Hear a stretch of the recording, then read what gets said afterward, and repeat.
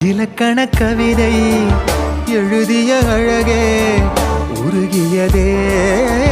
என் உயிரே உனதிரு விழிகள் இமைத்திடும் பொழுதில் பகலிரவு உரைகிறதே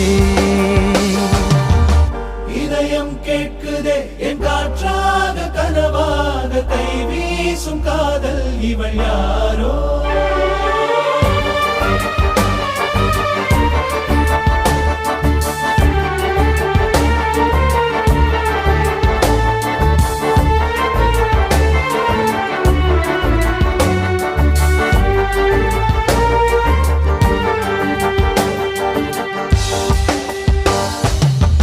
தேவதையின் விழியில் விழா காணும் பொன்வானம் அழைக்குது அருகில்